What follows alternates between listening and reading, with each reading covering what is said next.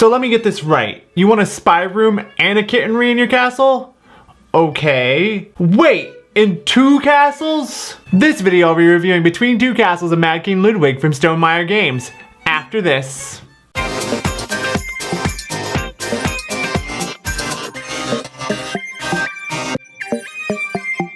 Hey there, it's Theo from Geeky Gamer Guy. On this channel I do all things board games from top 5 lists of a specific topic, playthroughs, reviews, like this one, to how to play is where I expose the full rules of the game at hand. So if you don't want to miss out, think about subscribing and hit the bell to not miss out on any upcoming videos. The Mad King is at it again, and this time you'll have plenty of new things to deal with. Let's get started.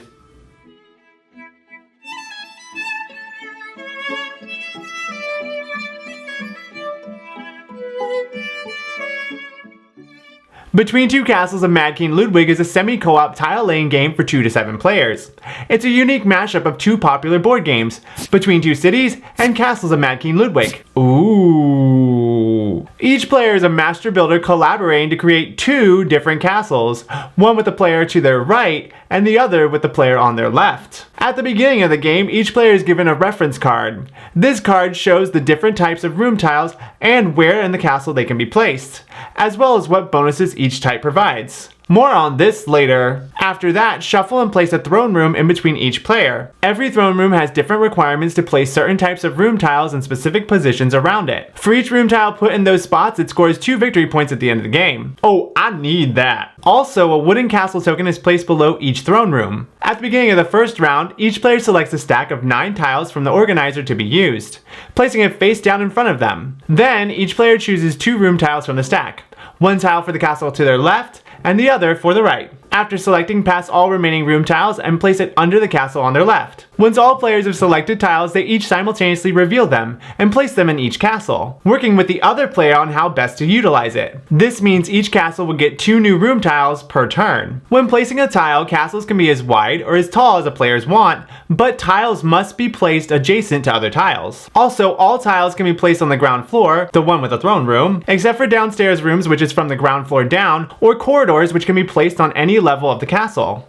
After all tiles have been placed, each player grabs the stack of tiles under the castle on their right, rinsing and repeating the selecting and placing 2 room tiles and passing the tiles to the left again. When 3 room tiles of a matching type are ever placed in a castle, the player who placed the 3rd tile receives a bonus to be used for that castle. Some bonuses can be things like adding a special room like a tower to score 1 point for every room below it, or an attendant to be placed in the throne room. Each attendant scores 1 point for each room with a symbol found in the top right corner in the entire castle. Once 1 tile is left in each stack, the first round is over. Discard the remaining tile. The second round plays out exactly like the first, but only this time players pass and place their remaining tiles under the castle to their right and grab stacks from the castle on their left. After the second round is complete, the players score up each of their castles. Once that's done, players announce the score of their lower scoring castle. The player with the most points wins. Ugh, I love this game. What an awesome mashup that I didn't think I needed in my life, but now that it's here, I'm so happy it exists. The game plays so quickly and flows nicely. There's a lot of ways to think about using the room tile for each castle. Plus, I love the 2 players are working together to score the best points out of their castle. It certainly helped offload some of the brain crunching, leaving each game feeling satisfying, which made it very easy to string multiple games together with players clamoring for more, which is always nice.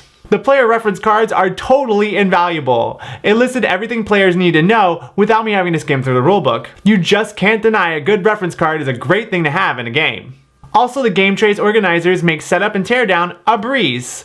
Everything has a spot, and I love how each stack of tiles is easy to remove. I highly recommend reshuffling the tiles as you put them away. It makes everything ready for the next game, which will probably be immediately. Lastly, the room tiles themselves are beautifully illustrated and have vibrant colors.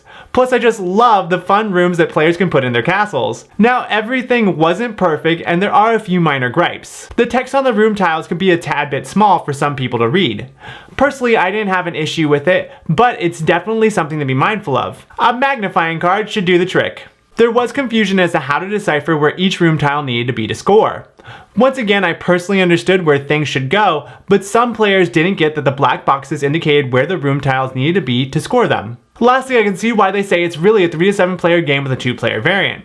While I thought 2 players was fun with a dummy player castle, it was better at 3+ players and a lot easier on the brain. All in all, I love this mashup. So if you're looking for a game that perfectly blends between two cities gameplay with Castles of Mad King Ludwig scoring, you should definitely check this one out.